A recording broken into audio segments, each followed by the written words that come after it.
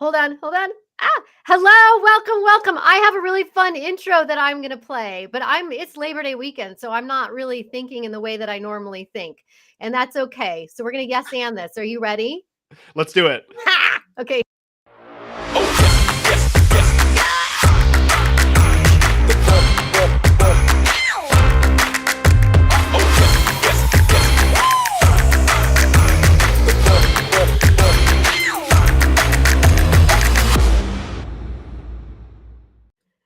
Dang, now I'm hyped. Now are you hyped?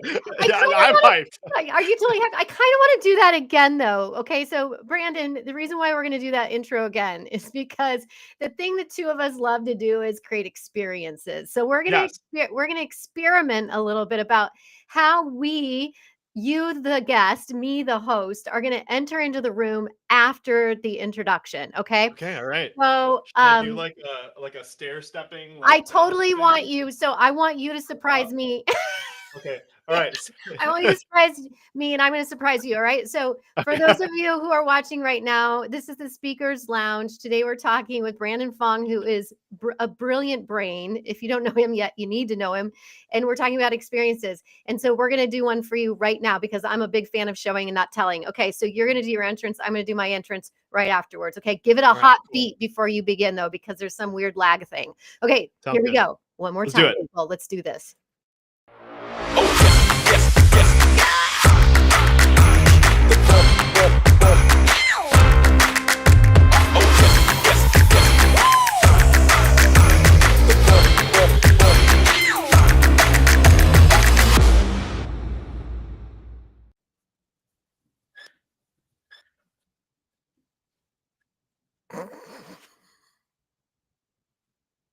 Welcome to the Speakers Lounge. I love it. And I love I have this new camera now that follows me wherever I go, which is a little bit creepy, but also awesome at the same time. So Brandon, welcome. I'm so excited for our conversation today because we're going to nerd out a little bit about creating experiences for your audience. Speakers Lounge is an amazing conversations that I get to have with people like you. I do it once a month on Mondays, first Monday of the month at 12 p.m. Eastern time. So here we are on Labor Day, and welcome, Brandon. Let's do it, Meredith. I'm so excited to be here. Let's do this. So Brandon, like I have said already, is a brilliant brain. He is the founder of Curiosity Island. And I right now am in Curiosity Island. I'm about to become a castaway. And what I would love for you to do is just share a little bit about Curiosity Island, but what I want in this intro and what you're going to tell us about Curiosity Island is I want to also hear the moment in time, the story, that intersection, that moment in time when you had this aha moment. Can you share that with us? All right, here we go. I can take us to that moment. So I had just rebranded to Beyond Curious after having a brand that didn't really serve me. It didn't really feel aligned. So Beyond Curious is the name of my overarching brand. I have a podcast called Beyond Curious, and I'm on a Zoom call with my buddy Vlad, who eventually became Curiosity Island CI001. So as Meredith alluded to, she's getting her passport. So he was the guy that helped me come up with this idea. So it made sense that I would give him the first passport number. But I'm talking to him about this idea that I have for an in-person event, and I want to infuse learning, and I had terrible ideas around it. It was complete garbage at the time, and he literally leans in during this call. I have this on camera. I play it all the time, but he's like, maybe one day you're gonna have a Curiosity Island. And you literally I have this replay. You watch my eyes light up. I literally say, fuck yes, I want a Curiosity Island. And then I went and I bought the domain right away. And so that was like the moment. And it was kind of like, it gave me a conceptual frame for a place where all this craziness could exist that I wanted to design.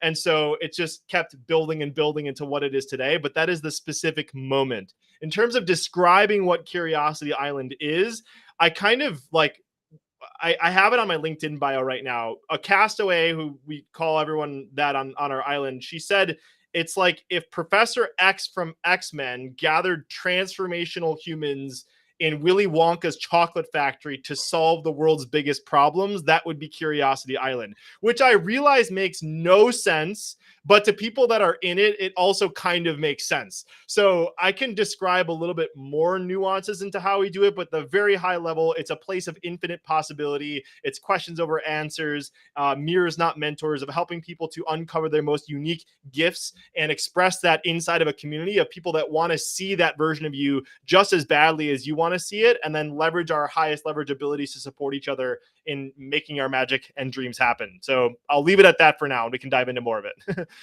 Well, I will say, as somebody who gets to be on the island right now, it's really incredible.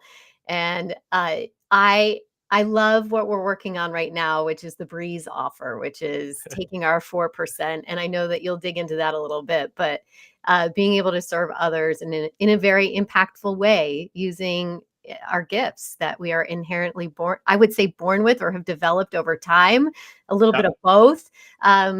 And you do a really great job of cultivating that, and I just feel honored. Thank you. Well, I'm honored to have you. And yes, the just to comment on that a little bit, I believe that everybody has this zone that gives them energy when they give it away. So why not create an ecosystem where it creates the biggest impact, you have the most fun, and everybody has what you alluded to, a Breeze offer, which we'll talk about in experience design about where that came up and how that came up. But like just an abundant ecosystem where everybody gets to give away when they have a currency that feels good for them to give, and then receive when it's outside of their domain. And so it's been beautiful to watch that transform and evolve of having that as a foundational element to people being able to support each other. It's super fun. So Brandon, I called you onto the show because Cute. I summoned you, because you are really quite masterful at creating experiences. And as you know, because we've had lots of conversations, the one thing that I'm always encouraging my clients to do, and people who are getting on, whether you're getting on a stage or leading a podcast or doing things on social media in front of the camera, that you should be thinking about what is the experience that you want your audience to have. So you're not just giving a presentation, you're creating an experience for people. So can you talk to me a little bit about what inspired you as well as a leader to start incorporating experiences? And as you can tell from Brandon's background, he creates an experience. It's very intentional so that people feel that they're a part of the world. Can you Yeah. talk a little bit about that? Well, I think Meredith, you and I are driven by the same thing, and so we hate boring. I like literally, I just can't stand it. Like I can't. It's just like the heebie-jeebies. It's like we've all been to those conferences, and it's just like everybody's eyes are glazing over, and it's like I think I was reflecting on this like this past week. I was hanging out with a friend and we were talking about webinars. You used to be able to just pull off a webinar because people were like, what's a webinar? And then Right. like they would jump on, and then it's like, this is kind of exciting. We are way past those days, people. It's like we have been beaten to death with webinars and trainings and YouTube. And so it's just like it's kind of the way the world needs to be now. It's that like you have to be able to create authentic connection with the people that you're creating with in a way that they're actually going to remember. And it's way more than just having impactful slides. It's in the package that you put it in. It's the energy that you give. It's the emotional context. And so there's so many different things to play with when you realize that a presentation is way more than the content or the slides. It's the entire design around the entire thing. And I think most people just aren't even aware of the different ingredients that are available to them when it comes to designing these kinds of things. Yeah. So as you said before we hit record, like I'm excited to learn from you just as much as, we'll go back and forth on this, and I have some slides, but yeah, we're going to unpack a lot here. Yeah, definitely. Well, so I come from the theater background. And of course, and if you've worked with me, you know that because I'm making you do some of the amazing exercises that I have brought forth with me from my improv and theater background. But in the theater world, okay, because this is something I want to kind of nerd out with you about. I've been going to a lot more conferences where they say they're immersive. Hmm. And so in the theater world, immersive is like taking a big plunge into something. You're plunged into another world. Yep. Everything about that world is very intentional. From the actors playing a particular part to the second you walk through the door, maybe even before that when you buy your ticket. And so what I've noticed, however, in the world of corporate is that immersive means something very different. And there's a lot less risk that's being taken in the world of Mm. immersive. So immersive might mean that there's a place where you can take a selfie, or a place where you can write a thought down on a post-it note and stick it on a board. But it doesn't feel as, when we think about experiences, to me, it doesn't feel as immersive as I would hope it could feel. And the reason why I hope it could feel more immersive in the way that in the theater world it is immersive is because it does become unforgettable when there is more intentionality put into something. And so I'm just curious about kind of your observations being in the world now about how people are creating these immersive experiences, and what do you think people could be doing differently to really enhance that for the audience? Yeah, I think you said a really big key word in the very beginning, and it's the lens that I choose to view experiences through is actually through a world building perspective. Mhm. So I think that that distinguishing factor is the fundamental difference between immersive experience and a world, because it's like if you think about going to, and actually this is a terrible example for me because I've never actually, I have been there, but it's been a long time, but they say when you go to the wizarding world of Harry Potter, right, it's a world you expect Yes. that every shop you walk into, every person you meet there, every ride, every drink, it's all going to be in the Harry Potter world. And that's what makes it immersive, is there's Yes. no breaking of character from the moment that you step into an experience. So I think that it's kind of like I interviewed this guy, Yukai Chow, on my podcast, Mhm. and he's one of the top gamification experts in the world. And his book is called Beyond Points, Badges, and Leaderboards, because most people think gamification and they think that you can slap on a point, a badge, and a leaderboard and it's gamification. And I think what you're talking about for conferences, it's kind of the same thing. It's like, oh, we have a selfie station, we have this. It's immersive. It's like, it's kind of like you slap these ingredients on top of what are kind of typically classified as an immersive experience, but without the intentionality of the world building around it. I'm not saying that selfie stations don't belong categorically, but it needs to make sense from the filter of the world that you're creating. And if you haven't been intentional about the world, then everything else kind of seems kind of disjointed. So that would be my reflection back on what you shared there. Yeah, I would agree with you. And I would also say, one of my favorite sayings is clarity is kindness. And the other thing I have found is that in some of these more experiential, immersive worlds that people are attempting to create, and some more successful than others, one thing is that there's also sometimes I see confusion with how audience is supposed to participate.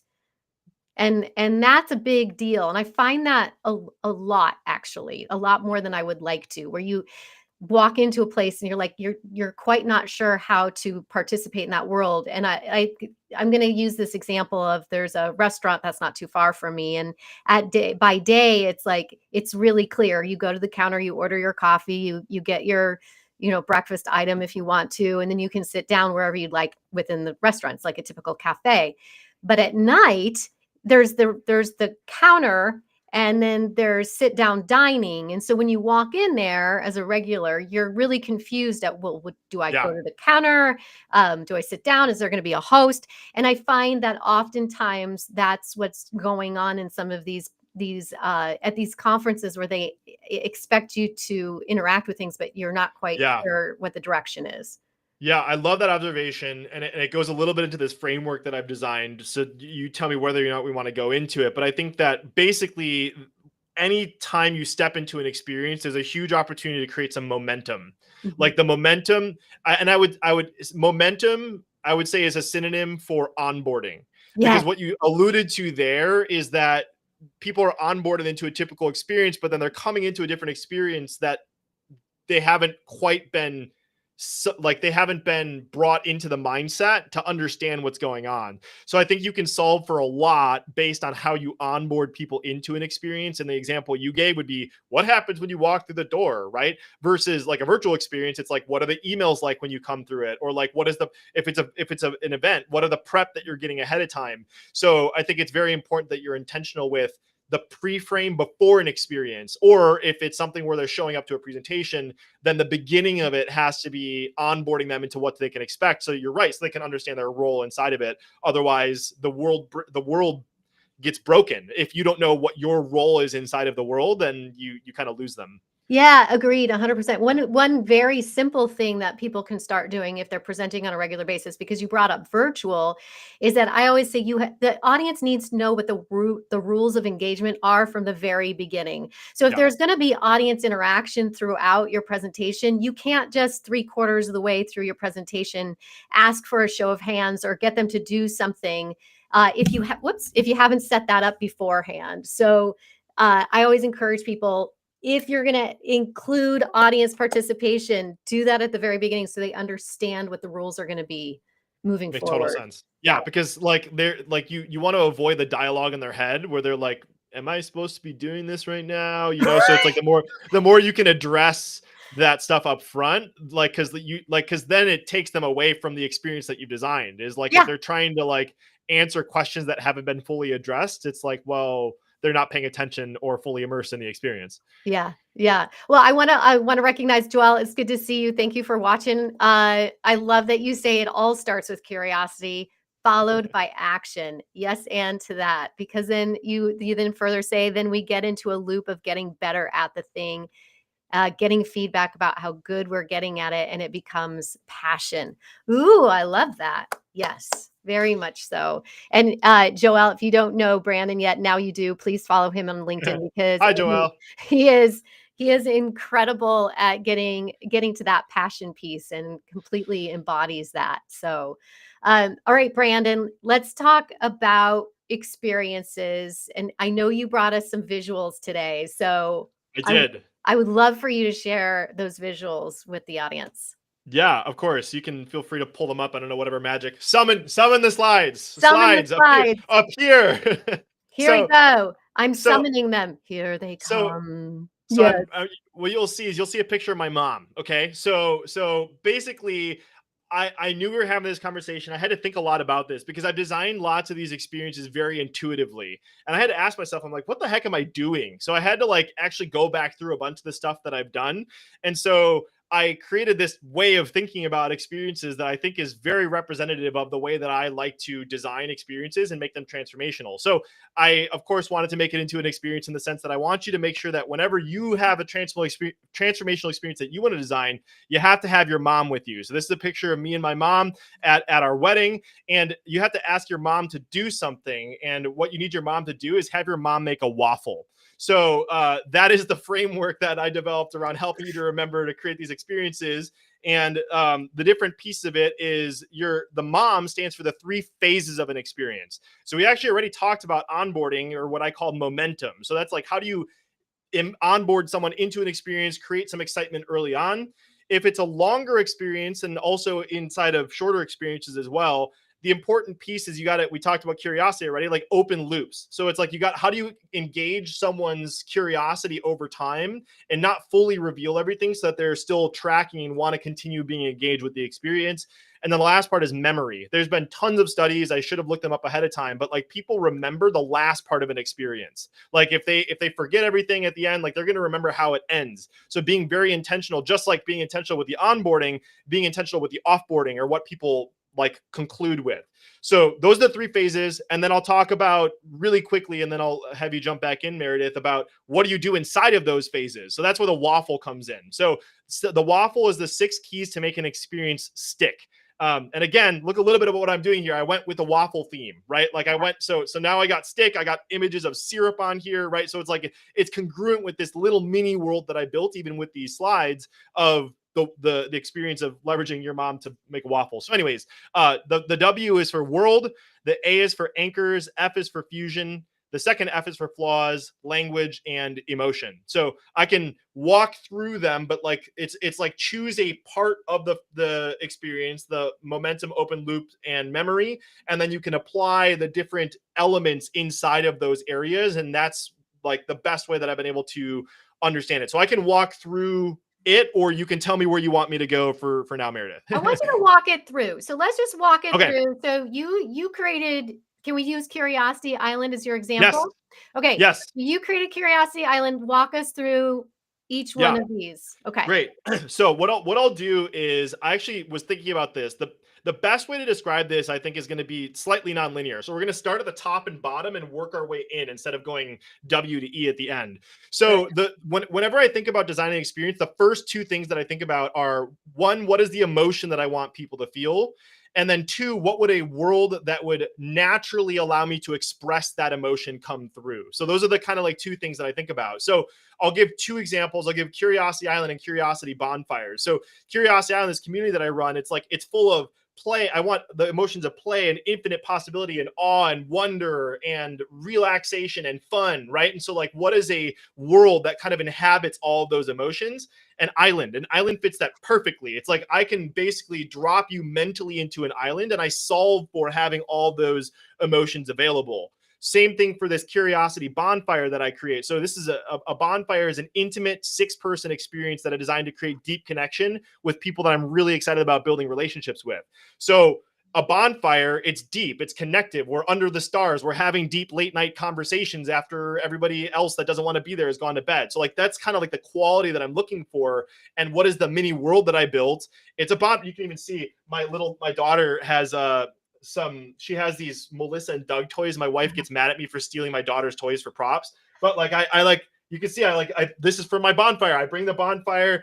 I'll talk about this later, but there's like this s'more thing. You can actually like turn it inside out and it's got like the done version of the s'more on the inside of it. So anyways, like that's the first place that I would look, is start by what are the emotional characteristics that you want to communicate inside of your experience. And what is a setting, a very visual setting where somebody can drop themselves into it. And as a function of choosing the right world, you actually already embed lots of those emotions inside of the experience. So again, I'll toss it back to you, Meredith, if you have any comments on that. Otherwise, I'll keep going through. No, so far I'm just super intrigued. I love it, and I'm right with you. Yeah. Okay, cool. All right. So once you kind of determine those two things, the next thing I like to look for, again, we're kind of going inwards, are anchors and language. So anchors are like, what are all the things that you would associate with the world that you've chosen? And just do a long brainstorm about this. So for island, we can think sand, we can think conch shells, we can think palms, we can think waves, we can think bottles being sent, like the message in a bottle. We can think boats, we can think being stuck on an island. There's castaways, right? There's pirates. There's like, just what are all the things? Same for a bonfire. When I think about a bonfire experience, it's like, well, there's stars, there's s'mores, there's probably a mosquito situation, there's having the difficulty of starting a fire, you need newspaper, it might be wet outside, like it, just anything that you would kind of get to make the world more tangible. Think about what exists inside of that world if it's kind of very visual. And we'll get into how you integrate this later. But the next piece is kind of reverse engineering from the world. Is anything that's an immersive experience, there's insider and outsider language. When you're a part of a community, that's part of what's super immersive, is when you are able to articulate very similar things. So I'll give an example that you talked about before organically, is everybody on Curiosity Island has a breeze offer. Yeah. So the thing that I was solving for, because everything, as much as it's like fun and play and transformation, I'm always solving for something specifically, is that inside of many communities I've been a part of, I didn't have a way of knowing how to give and receive, in the sense that it's like, can I ask for help, or like, how do I help? And so I wanted to blanket give everyone a currency to exist inside of my world of saying, I can support you this way, and I know that other people have it this way. And it's provided this incredible transformational energy of giving and receiving. And so the language that you would typically use in another community as well, it's an offer, right? Like it's an offer, but I needed to do it inside of the context of the world that I built. So I looked at the anchors that were available for me inside of the island, and it's like, well, there's a breeze.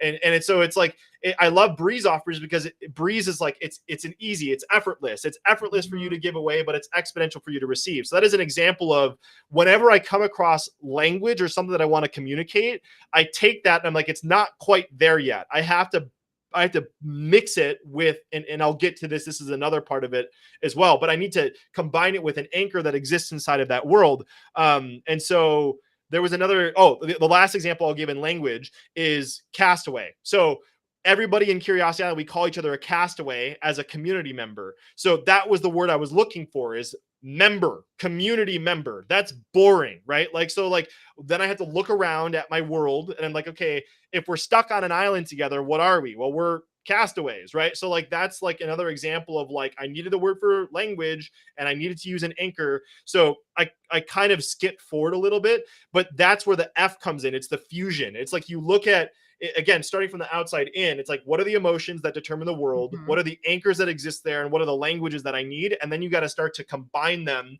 in a way that start to create this more immersive feeling. So now you can get a sense of all the castaways on Curiosity Island are talking about having their passports. Another thing is the 4%, which we didn't talk about. Everybody lives in brilliance bungalows, which are these other things that I've created, right? Like we ship people, where is it? I have my bottle here somewhere. I Oh, had I it have before. one. I have I mine. have I have mine. Meredith has one. We've sent Wait, Meredith come back here. Come back here. Come back here, camera. There we go. There's my bottle.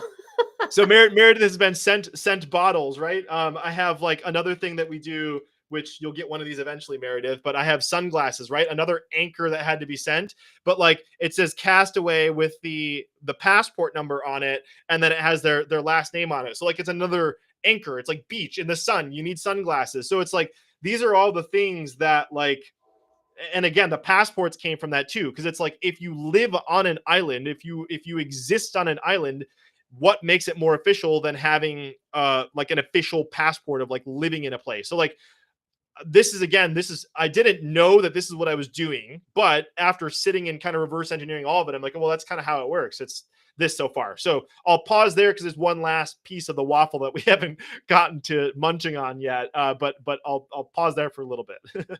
Oh, well, first of all, this is all really brilliant. It's very inspirational because I would imagine that people are going to be watching this if they're not watching it right now, and they're going to be thinking to themselves, those who have communities or want to build a community, how can I use a waffle? How can I call my mom? Use a waffle to really create a very intentional world. And I love that you start with what is the world you want them to be living in, and then what are the emotions that are connected to that world. And I like Yep. how you're moving inward and just you're allowing a lot of brainstorm to happen. You're allowing yourself to just yes and the ideas Yes. to land on the thing that you feel is going to really create that experience in a very intentional way.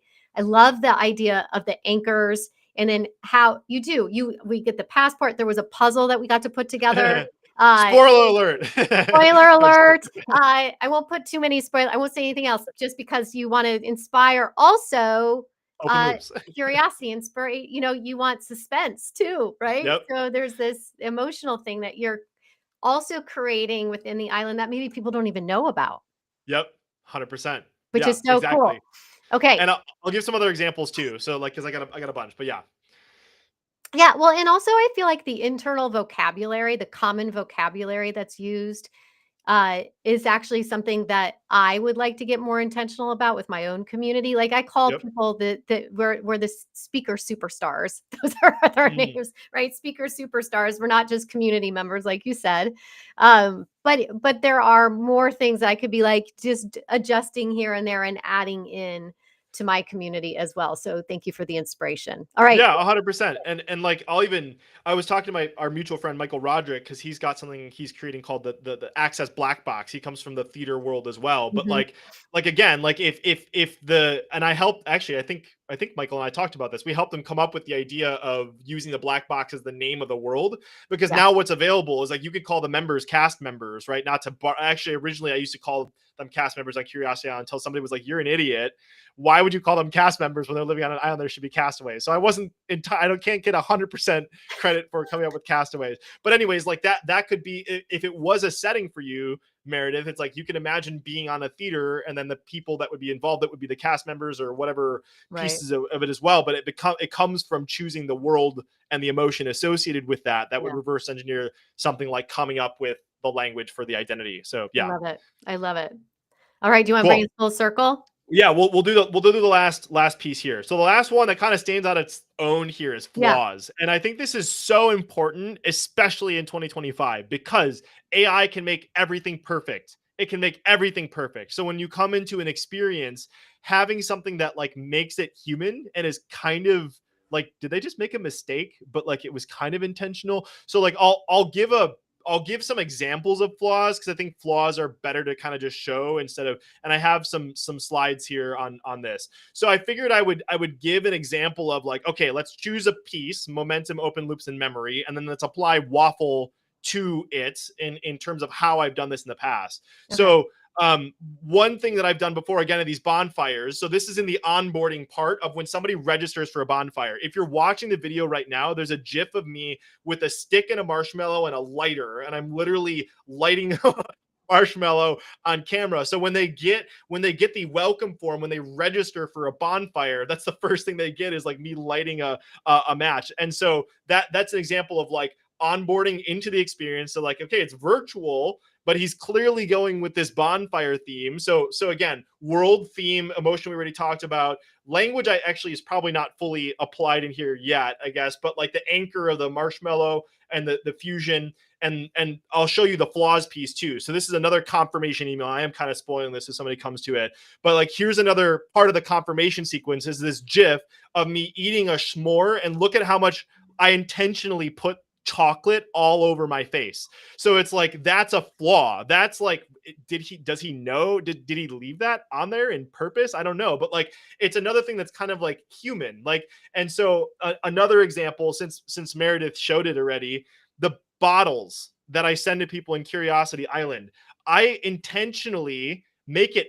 fucking impossible to open those things. Like it is not a good experience to open those bottles, right? Because it's like, I mean, it's almost kind of a built-in joke inside of a new citizenship group coming on for Curiosity Island. It's like, how did you open your bottle? Did you crack it open? Did your toddler help you with it? Did your husband help you with it? Like, so it's kind of a ugly experience because it's, normally you just want to pull the thing out, but like it's intentionally flawed because it's like you remember the experience more because it's kind of human. And so yeah, that's an example of some momentum using the waffle, and I can give an example from open loops and memory. But again, I'll pass it back to you, Meredith, if there's other comments you have. Well, no, I love the flaws. Sadly, I don't think I would have to really intentionally find the flaws. I think I'm just going to naturally have Yes. them. Yeah. Um, That's true. so Those are anyone who, good. yeah, which is fine because we happy accidents, right? But I do Yeah. it's true. And you brought that up to the group too. You asked us the question, how did you open the bottle? How did you get the Yep. note out of the bottle? And each person in the group had a different answer. Yep. But we all do remember how we got it out of the bottle. Like mine was tweezers. I think I had the most boring response to everybody. But I do feel like that is something that people don't commonly, even without AI, think about. Yep. Because I do think perfection, we're all trying to come across as whatever, and I'm going to do air quotes, professional. So when we can be a little bit messy purposefully, I think Yep. that's super. It's super Yeah. fun And it's too. also your improv. It's your whole thing. Like truly it sounds almost kind of annoying to say it. So I'm kind of annoyed by myself by saying this before I even say it, but Yeah. like being authentic and like embracing the fact that you screwed up. Like if people are like can see that you're comfortable with you making fun of yourself, like in any experience that you design, like just like it makes it so much more powerful when you're that comfortable in your own skin that you can just be a dork and be completely fine with it. It shows a lot. So I like definitely, as you said, you can naturally bake things in like I've talked about, but when it organically comes up that you screwed up or flubbed up, then just go with it. And people really enjoy that. They do enjoy it, and it's so much more powerful to do that than apologizing. Because I Oh feel yeah. like yeah, and I so oftentimes people will apologize, "Oh, I'm so sorry my slides aren't working. I'm sorry, I can't get the mic to do this." It's usually tech stuff, right? And this actually just happened to me in Seattle where, I kept trying I didn't have my clicker with me, it was very casual, it was a training that I was doing, and I was enjoying the conversation, hitting my mouse pad at the same time to further the next, visual, and it kept going backwards. Or it would go too far. So I just made a joke out of it. After that, I was like, okay, well, this is what we're going to be doing today. And I was like, Yeah. remember when I said you don't have to be perfect? I just wanted to show that instead of just telling you. Yeah. So just being a little self deprecating, I think. 100%. Yeah. And I was immediately thinking about like how I would kind of joke about that kind of thing. But like I think you get more comfortable with it over time. I think that Yeah. that's like something that you're so naturally good at. few times, it's kind of awkward. But like I think the more that you learn to embrace it, and honestly, the less that you actually care about how it lands, even though it's kind of opposite. Like the more that if you're censoring yourself and if you're feeling weird about it, people are going to feel weird about it. So I think like the Yeah. flaws is more of an internal game. Like how do you handle how do you handle it, and like the emotion from that is going to be picked up from other people. Yes, yes, yes, yes. Okay, this is Cool. incredible. And so I wanted to see if we've had any other people Yeah. Oh, go ahead. respond here. Sarah, I love that you have your mom involved. I literally just got done making Nutella waffles for a couple of my young leaders. I'll have to teach Nice. them this. Look at that. We're gonna have Love some telewaffles. you're gonna you're gonna have some waffles. Thanks for being here, Sarah. Okay, so are there any more visuals? Yeah, we got. So I'll just give. This is just two last pieces. I'll just give another example of open loops with waffle and memory with Great. waffle, and these will be relatively quick. So another open loop one. Meredith will recognize this. So in Curiosity Island, we have 6 citizenship quests Mhm. that people need to go through to become a citizen. So one of the things I ship out is this again flaws. It's I like just to show you how I make these. I get this paper. I print out this map that has these 6 different pieces of it, and I literally like crumple it up. Like I crumple it up with my hands and then I tear the edges off of each of them. So like it literally looks like a map, but it's also kind of like, I mean, it's kind of flawed in the sense that it's not a perfect sheet of paper. I handwrite lots of stuff. So that's just another example of open loops plus flaws and a bunch of these other things. So it's like there's 6 experiences, you know it's kind of cohesive, but you don't fully know what's going to happen in the next one. So it kind of like keeps that idea. There's another thing that I do that Meredith alluded to a little bit, and we won't go into the full details of it, but I do send a package to people, and they're only allowed to get a part of the package after each part of the experience. So that is, hi Joel. That's another thing as well to keep open loops there. So that's the open loops, and then I'll just give this last example of memory. So Meredith is actually in a like 10 days, I think Meredith is getting her passport. But like this is if you ask people on Curiosity Island what they remember most about citizenship, it's usually the citizenship ceremony, because I make a whole thing of people getting their Curiosity Island passports.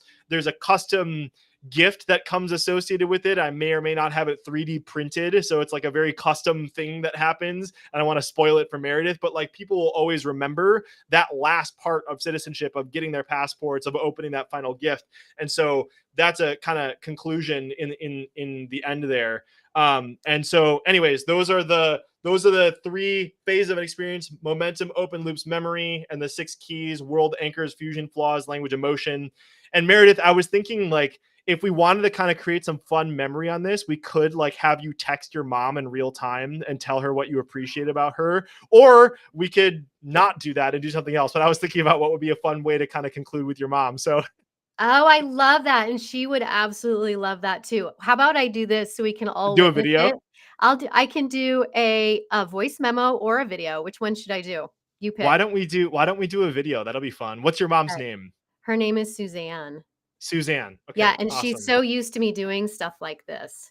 Okay, great. Oh, okay. So we're gonna send her a video. Are you ready? Yes. Is this a good angle here? Okay. Hi, mom. I want you to meet Brandon. Hi, Suzanne. You have the most amazing daughter. I love Meredith. We're on live on YouTube, LinkedIn. We're having some fun here on Labor Day. We were just talking about our moms, and I just wanted to say that I love you, and that when I get to see you at Christmas, I'm going to make you a waffle. Okay. Bye. Love Perfect. you. Mwah. Bye, Suzanne. Okay. And I'm going to send that to her right now. Beautiful. See, done and done. There you go. Can you see that? Okay. Great. I love it. Yay. I So love that. that's all the slides I had, and there's kind of like a fun way to wrap up with some kind of yeah, sending something to your mom. So that's, we could go anywhere you want from that, but that was a fun, thank you for the excuse to go through and try to package and figure out how that whole thing works. Well, I think it's brilliant, and I really love how I know I said this at the beginning, and it sounds so redundant, but I do love how your brain works. Like, it's just so I can't wait for the that right project that the 2 of us get to collaborate on, Yes. because I know it's just gonna be epic. For sure. It's gonna be 100%. epic. And we're gonna have a really big budget. So if you're somebody who has really deep pockets and you're like, "I love those 2, and I'm gonna give them some money to create this epic thing," Yeah. please DM both of us, and Yeah. we're happy to have a conversation with you. Let's stick you in a glass room somewhere and have you perform a play or something like that. I don't know. I'm just kidding. Oh, um, I yes, that will be my second incarnation of that play. Thank you. That's a little inside baseball. Not really inside baseball, but I did a show, a one-woman show, and my dream was to have it in a plexiglass room, and I will still have that done. It will still happen. I did it once. I didn't have my plexiglass room. I had a nice, beautiful, breezy curtain room, but It was we're very gonna get good. it. Thank you so much. Thank you so much, Brandon. So I'm just gonna pull some takeaways from this whole conversation because I want people to hear it again, which is that if you're somebody who's a community leader or somebody who's getting on stages or maybe just spending a lot of time in conference rooms presenting information and trying to inspire or educate other people, I highly, highly recommend that you start to look at those as not just presentations, but as experiences. There's no reason that we need to be boring. We can be really creative with our ideas. Brandon just gave an incredible framework for how you can start thinking more creatively and building worlds so that you can really touch upon the emotion and help people feel something inside of a world. And what I also want to share, something that you said, was that people remember the endings.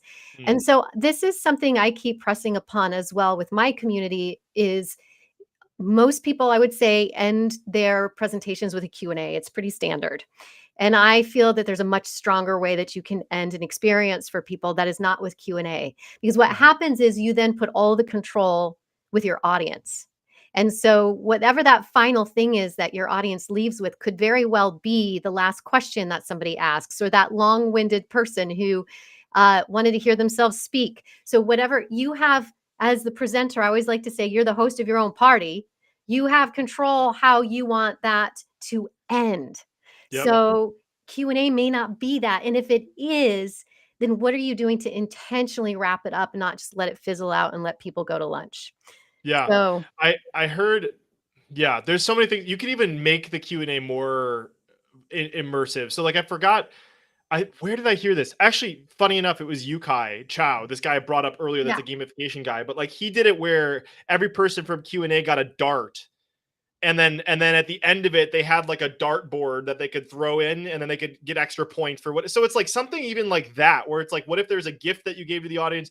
But I wanna pull something there too, and I want to extend the opportunity for you to consider experiences beyond a packaged container, meaning like I love that you talked about it from community. I'm obviously a community builder. I obviously speak in front of stages. I do podcasts, all the things that you talk about too. But an experience can be something so much smaller and so much like more micro, right? Like you can use this lens through anything that you do. Even look at right now, like the my Zoom background, right? Like I have a closet full of these kind of funky tropical shirts because it's like I gotta stay within my world, right? Like everything in my background has been part of it. So like what are ways that you could express yourself and learn how to live inside of your world? What if inside of your email signature? What are the ways that you kind of live into the world that you built there?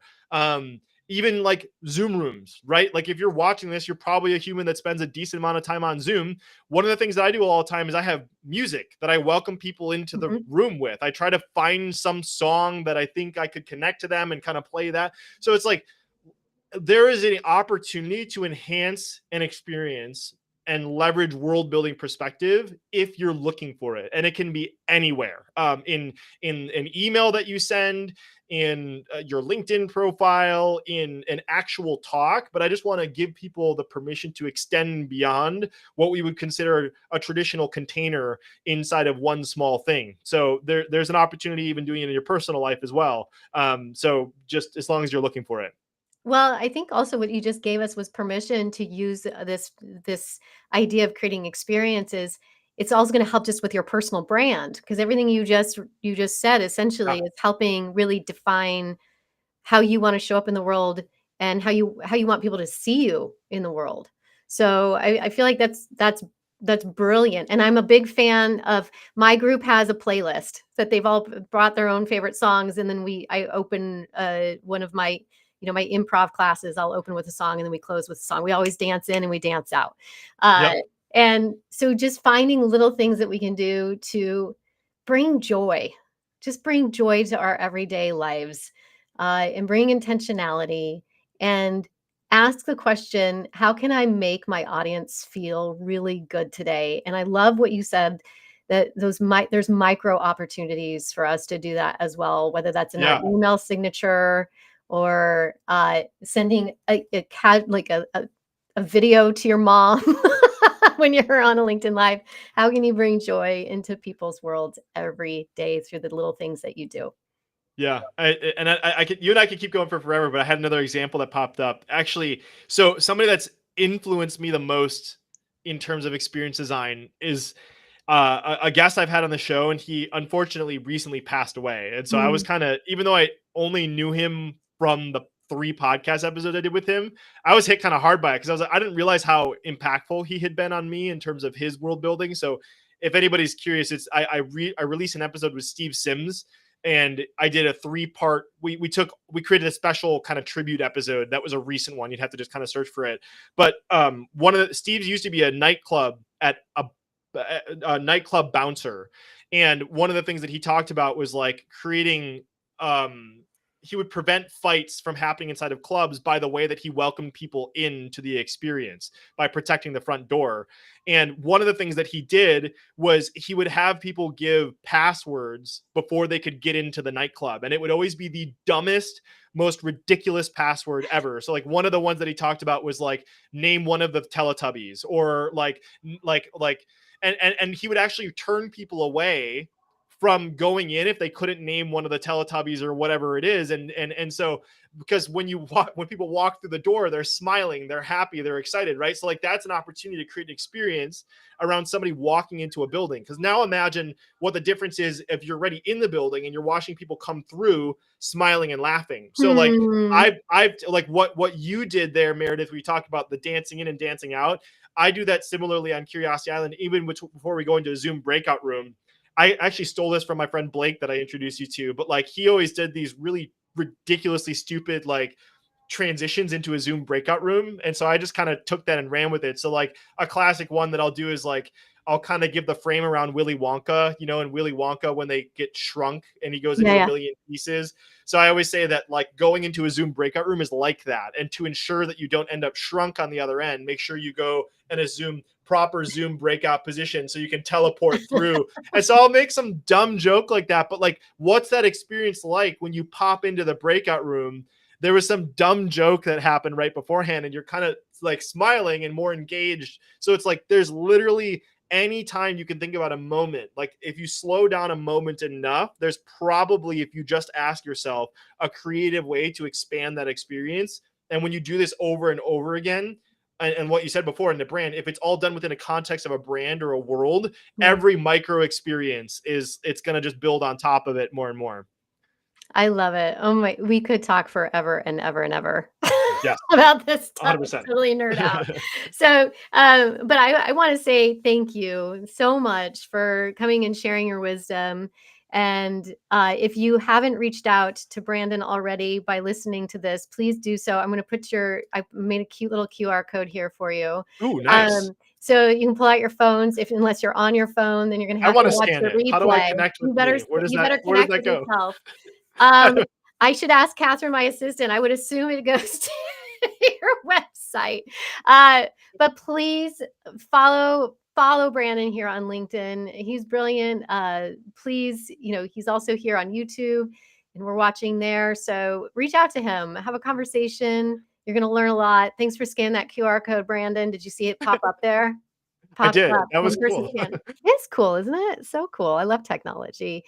So Brandon, what would you like to say on our way out of this amazing conversation to our listeners? Um Now I feel like I just put all this effort into talking about a conclusion, and I haven't put into like the final. I thought about the mom thing at the end, like for you, but I didn't think about the concluding thing for me here.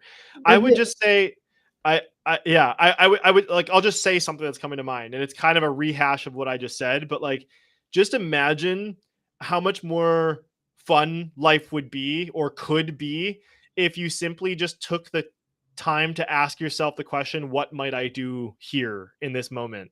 And like, the more that you looked throughout life with that lens of like, oh man, there's something I could inject here, or there's an experience I could design here. Like, it just, that's where I'm really grateful that people just say like, I love the world that I built. And that's what my favorite quote of all time, or the song, is by The Greatest Showman. Like, it's like a million dreams, Mhm. and he talks about this world that he's designed. Like, that is my pure joy, is seeing people that I love exist in a world that I built. And so whether or not that motivates you or not, I think that there's a huge opportunity to showcase the people that you love them, that you care about them, by the intentionality that you bring through everything. So that's whether it's your personal life or your professional life. I would just encourage you to slow down and ask, what might I inject here? Maybe some mom waffling will fit well in there, maybe not. But I just think it's an opportunity to make the world a more fun and exciting place to live in. Well, you are incredible, and so for I'm gonna invite you to yes and me. Are you ready? Great, let's do it. We're gonna do a one word at a time story as we bow Ooh, out. So we're gonna leave all our right, audience with a story, and then we're gonna let's do that. end. Once Great. Upon a time there was a chicken. named Todd Todd was sick. because Todd had too much sugar. on His potatoes. so So he invited his mom, that was 2 words, his mom. mom. I stole your uh word. okay, mom, to Thanksgiving dinner, and served marshmallows, with chicken.